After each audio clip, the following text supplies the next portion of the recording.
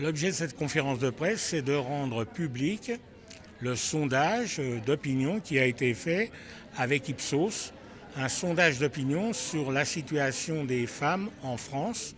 Et malheureusement, ce sondage vient confirmer ce que nous vivons sur le terrain au Secours populaire, c'est que la situation des femmes est encore plus dramatique que celle des hommes.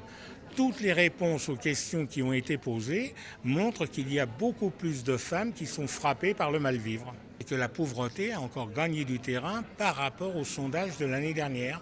Bon, si des mesures sont prises pour réduire ce nombre de chômeurs, ce nombre de gens qui sont en difficulté, ce nombre de femmes en particulier, nous nous en réjouissons au Secours populaire, mais tel n'est pas le cas. Les principaux enseignements de cette enquête, c'est tout d'abord une aggravation quand même de la précarité, puisqu'on a de plus en plus de Français qui ont connu une situation de précarité, 41% quand même, et ces chiffres sont en augmentation, donc c'est le premier constat que la pauvreté touche de plus en plus de personnes. Et puis cette année, on a voulu faire un focus sur les femmes, et on s'aperçoit que les femmes connaissent un certain nombre de difficultés financières, et notamment celles qui élèvent seules leurs enfants, et ces dernières sont particulièrement démunies et au quotidien. Elles doivent faire face à de nombreuses difficultés, que ce soit pour se loger, se vêtir ou même parfois de manière plus dramatique, se nourrir ou même accéder aux soins.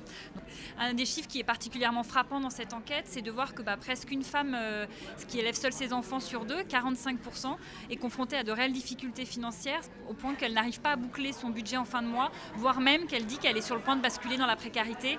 Donc c'était vraiment un des principaux enseignements, c'est de voir à quel point le fait d'élever seul ses enfants est un facteur discriminant et à quel point ces femmes-là sont confrontées à de nombreuses difficultés et donc sont particulièrement angoissées sur le quotidien et puis aussi sur l'avenir. On sait depuis longtemps, mais cette étude nous le confirme, que la pauvreté a un visage en France, c'est un visage féminin. Un visage de femme d'abord, famille monoparentale, femme seule élevant les enfants, ou femme plus âgée, à la retraite, avec de très petits moyens. Je suis venue avec modestie, je crois qu'on fait des choses. On a avancé sur le RSA qui a augmenté, la réforme du RSA activité que nous allons faire, une garantie jeune pour les jeunes en galère. On a avancé sur les tarifs sociaux de gaz, d'électricité, sur le surendettement, lutter, prévenir le surendettement. On a fait des choses. On attend de voir les résultats. On veut que nos dispositifs d'abord soient applicables sur le terrain et pas uniquement des déclarations intempestives, applicables sur le terrain et qui fassent reculer la pauvreté. Pour aider les familles monoparentales, nous avons fait plusieurs choses depuis que nous sommes là. D'abord, nous avons pris des mesures d'aide au pouvoir d'achat direct, immédiate. Par exemple, l'augmentation de l'allocation de rentrée scolaire de 25% lorsque nous sommes arrivés. C'est à cela que ça sert. Et chaque année, elle est revalorisée. Autre exemple, nous avons fait en sorte d'augmenter le nombre de places d'accueil de la petite enfance. 275 000 places d'accueil pour la petite enfance qui vont être créées. De rescolariser les enfants même avant l'âge de 3 ans. De prévoir que dans les modes de garde, 10% soient réservés et en particulier les places de crèche, aux enfants des familles pauvres. C'est une façon de garantir à ces familles d'avoir une solution pour leurs enfants.